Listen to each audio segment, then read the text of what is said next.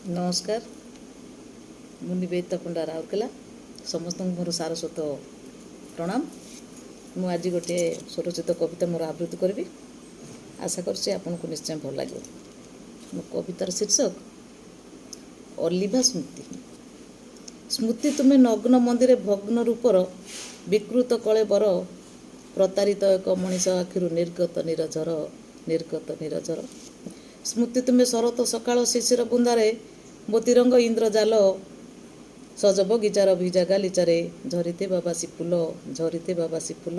स्मृति तुम्हें कुआरी छाती रे प्रथम प्रेमर स्पंदित द्रुत बेग नग्न अतीतर सुंदरतापण अभुला अलिभा दाग